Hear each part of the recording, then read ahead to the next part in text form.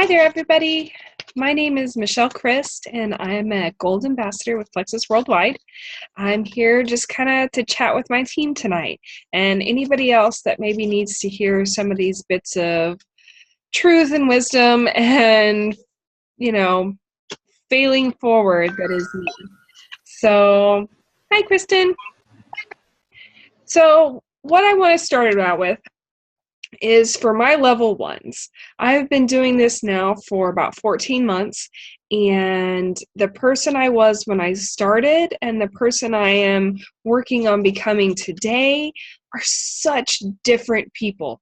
This journey has brought me so far, and in the last few weeks, it has been like somebody has hit, I don't know, fast forward and Miracle Grow and just sprinkled it in my Cheerios or something. Not that I really eat Cheerios very often, but you know what I mean. And I want to apologize because when I started this business, I only knew how I started it. I didn't know that I know that everybody learns differently and approaches problems differently, but this industry has a draw and a connection with everyone because our baseline is health.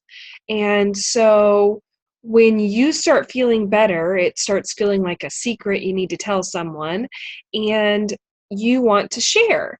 And I have had the opportunity and the pleasure to share with so many of my friends and family and start seeing their health improve. And then I see in them that same moment that happened with me, where the spark is there and they then want to share with others, which is great and fantastic. And we see it happen all the time in Plexus in these grand, fantastic ways that, talk about Leaders Board and all these, trips and prizes and incentives. And it's kind of exciting. But eventually, my personality, it kind of turns me off when you start talking about too much incentive and things like that.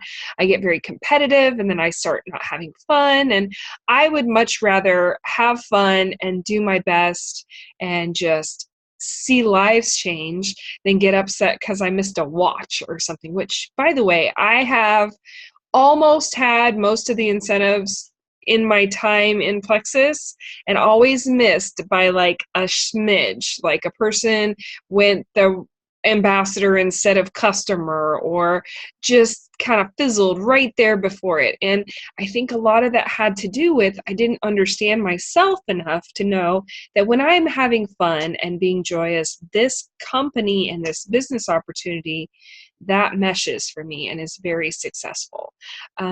So what I wanted to start with tonight was an apology to all the people in my team that I'm somewhat charged with your helper and growth, and I'm supposed to be this leader, and I'm busy tripping my way down a path that I've never been.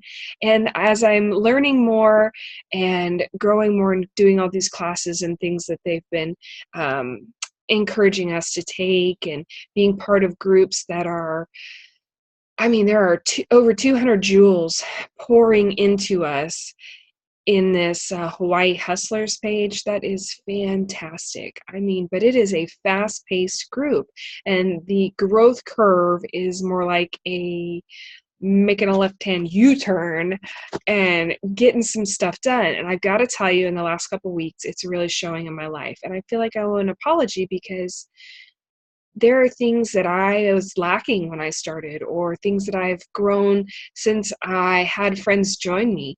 And so I'm excited too, because these changes are something that gives me tools to help more. I'm a helper. I think no matter when or where we met, you know that I'm a helper. If you need something, all you have to do is ask. If you're having a hard time, you come sit at my table, I feed you food, we talk about crap, or we avoid talking about crap and go get our nails done. Whatever we got to do to bring some joy back to your life, get you reset. I'm a helper. You need help moving? I'll probably help you out. You need food cooked? Let me bring you some by. So that is me. But all my life, I've always been a little bit crazy. I like the weightlifting. Heavy doesn't scare me. Failure isn't something that I've ever turned away from. I was never made to necessarily feel ashamed, but I always thought, well, this is the first step at getting better. And so it never occurred to me to like hit a wall. And so when I say that I had to learn that there were other people out there and other ways to grow and do things, this has just been my journey with Plexus, reminded me of things that I already knew in life. I've always been a bit of an oddball. And I jokingly said at convention that, I feel like, I don't know, the weird kid that finally found the friends that are like you. Our high school was too small to find too many like me, but Plexus feels like that. People with really good hearts that are willing to do amazing things for others that they've never met just because they know that that piece of health could open up so much in their life. And so I'm excited. And when I have team members that have offered to share or they want to share and they're trying to figure out, I kind of have just shared the way I shared or learned. And it is a bit overwhelming. It was for me. There are so many Facebook pages and so many YouTube videos and plans to get you there. And it can easily take that exciting little nugget of a secret that you want to give to people and make it this pill that doesn't taste good that you're just going to set over here on the shelf and I'll think about it and deal with it later. And I am learning with all this stuff we've been doing, and please bear with me as I learn, because what it's going to be for me, I want to share with you. Like I said, I'm a sharer. So I wrote something down so I wouldn't forget, but what I wanted to say is I'm excitable. I'm full of passion.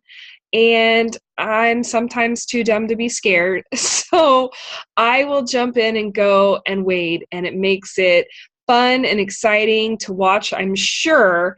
But at the same time, I think I scare people. Like, they're like, she does that. I could never do that. And I shared with you guys some of my fun failures of start. And I want you to understand that there is something really exciting about Plexus.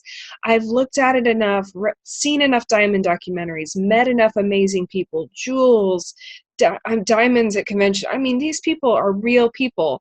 And if you don't identify with me, I can guarantee you 100%, whatever the reason is you don't identify with me, we can find somebody that has been wildly successful with this business and is more like what you would identify with. So it doesn't matter what your story is. My story is a tired mom that was overweight and had zero cash. I garage sailed my house and baby stuff to afford our first month. Never intended to even buy a second month because I didn't think we could afford it. And here, over a year later, this has become a dream and a passion and is growing with something that I didn't even know to dream about a year ago. I want to tell you that even though I am excitable and full of passion, if I need to turn my ears on, which is a phrase we use for our kids very often, just tell me. I take it very well. I struggle with when to share and when to listen because I don't know. I think it's like I'm supposed to prove that I have fun things to say. Though at the same time, I would sit and listen to people tell me stories about what's going on with them forever. So what I love about Plexus is there's just all these people. So you have to find people that are your unicorns. Find your flock, find your herd. They're here. They are somewhere in here. There are people that are struggling or going through things that you are going through or have already been through. And I got to tell you, for the most part, everybody seems so willing to help each other. And I'm thrilled by it. So this last week, from the Hawaiian Hustlers page, they had us burn our fears. And it was kind of a thought-provoking exercise. Like I said, sometimes I'm too dumb to be afraid, but that in itself kind of strikes me with fear because I know that about myself. To write down my fears, I had to talk with a few friends, my husband, and really get them to help me talk out loud and figure out what's the underlying fear that may go with some feelings. And when it finally came time to write them down and burn them, it was much more freeing than I anticipated it. I mean, I understand that these are growth exercises and they work wonderful for people. You hear the words, but you're not ready for the effect it has. Well, in the last week, I burned my fears after being able to identify and write them down. And I started, hi, Ellie. Can you go show it to Dad, baby girl? Oh, Dad is fabulous. Now go show Dad. It's a busy time. It's about bedtime. So you burn the fears, but before I burned them, I took each one of them and made a positive affirmation about it.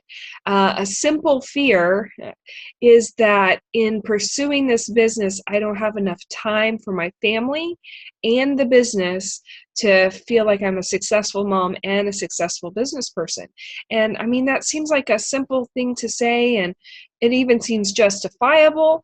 But I will tell you right now, I'm a Christian, so it comes back to faith.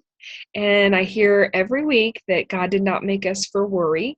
He made us for grace and joy and to be blessed by Him. Even in the hardest times, He's there to help us through. But His grace and His joy are gifts to us, even in despair and hard times. So this isn't even despair and hard times. How am I'm letting worry steal that joy with that fear. And by burning it, identifying it, and then I made a positive affirmation. We all get the concept. I have understood the concept. I've read books that have talked about them, but I have not ever tried the practice.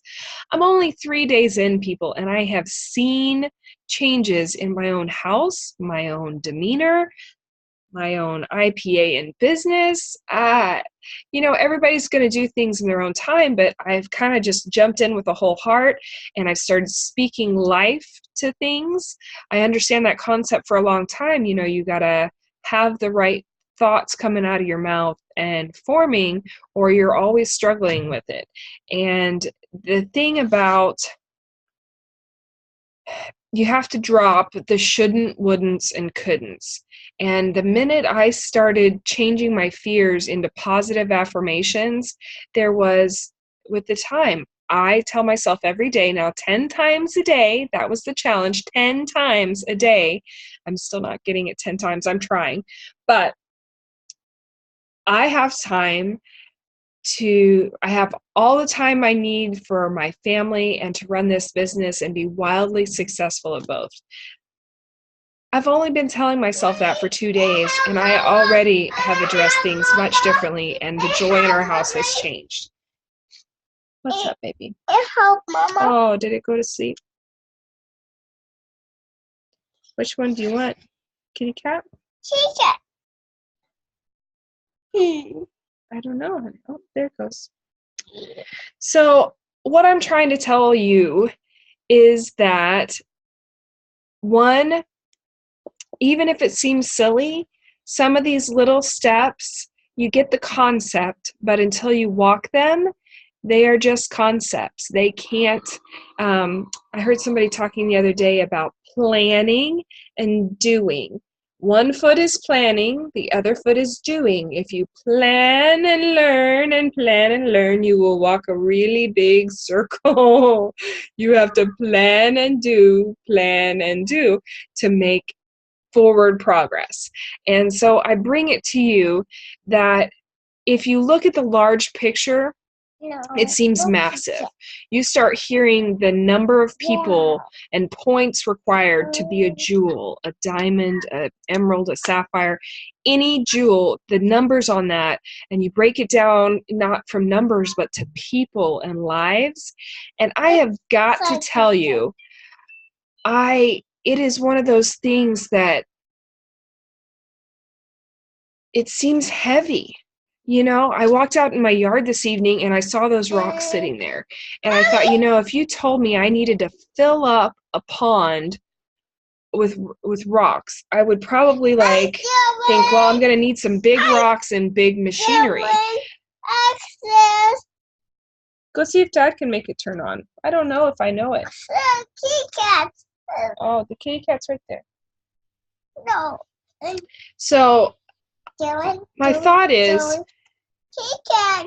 I can either go find some massive boulders that I can't even move, require me to learn some skills that I don't have to operate machinery. So, you know, there's a parallel there. You could up your own knowledge so that you can move some bigger rocks, or I can at least reach my hand out and grab some pebbles every day and throw it in that hole and just keep doing it. I mean, it's going to take me a while, and hopefully I will start learning some things that I can fill that pond up faster, but it still will get the job done, correct? So what I want you guys to think of is there's a lot of stories in the Bible where the tasks seemed huge and people were asked to walk in faith, or they were, you know, brought this opportunity that if they looked at the big picture of what was going on, and they usually understood what was being asked of them was very large, and you kind of have that moment where you get to accept that it was very large being asked of you. It's your calling to try and do it. And they took the steps and said, hey, I'm here. Do with me what you can. No, I'm going to do what I can within my power. Ellie, please show. Here, take it to Dad, baby. And they Mike, can you please come get Ellie? You need to go sit with your sister and your dad. You can't be screaming right now. Hey, come here. I'm almost done. So back with that, they have sorry guys, my focus is very hard. This is a hard time of night. Everybody is really struggling. We're trying to get to bed. But let me just get in there that it's not about the big picture of what's to be done. It's about whether or not you're willing to take a couple small steps in faith and keep taking them.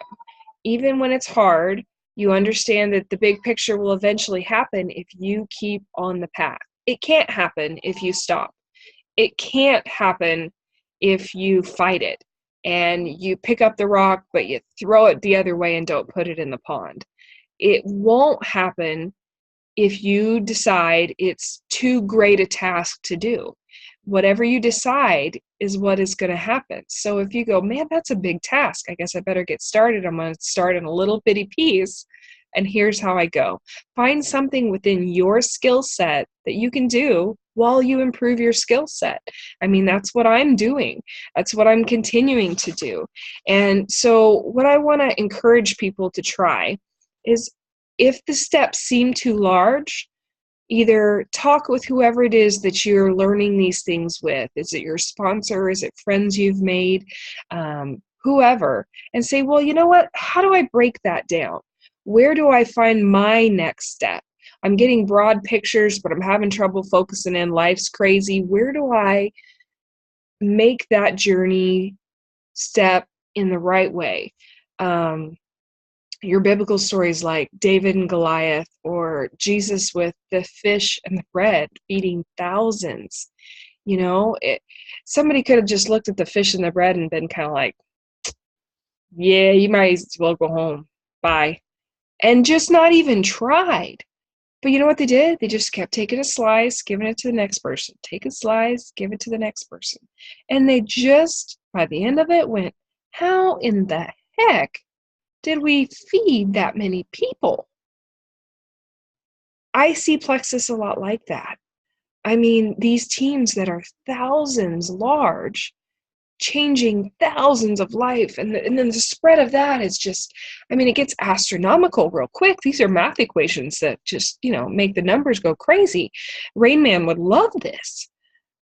The effect of what our small steps in faith can take are fantastic. So what I would challenge you is, if everything seems too big, the personalities you see doing these amazing things seem too disconnected. There are steps we can take you that put the pieces together. You just have to willingly reach out or start searching. They're in there. Sometimes they're hidden, and sometimes it requires we change. I've had to, and I've loved to. It's been a good journey for me, and it is becoming a great journey. I would, if you need a small step, find 5 people you love that struggle with their health, their finances, or they need a community of support. If you can think of 5 people that need any of those things, Plexus is a wonderful home for them. Now, I would beg to differ that I think Plexus is a wonderful home for everyone, but I've been here a while. I've met a lot of people and seen a lot of things. If you're new here or stuck here or whatever, and the big picture is too much in your face, pare it down. Find those 5 people. We have 5 fingers on your hand. And how do you connect with them? It is not about giving them the perfect Plexus pitch. It is, I care about your life. What's going on with you? What do you need? How do I share with you? What value can I add? What do I need to learn to be able to help you? And do it with a attitude of gratitude. I hear it all the time because we are blessed to be able to help people like this. So I don't know, maybe this evening was a little disjointed and definitely crazy with kids and family, but I wanted to tell you that it's a time of growth, and I have been so blessed to see this team explode and be in the middle of a place that has so much love and knowledge being poured upon us. I have learned things about myself and seen a vision in my future and my faith that, it just keeps growing and keeps clarifying. And it's like living in high definition, people. I can see what people are talking about when they say live life to the fullest. So it sounds like the house is getting a little crazy. So I am going to let you guys go, and thank you again for stopping in tonight. I hope everybody has a wonderful evening.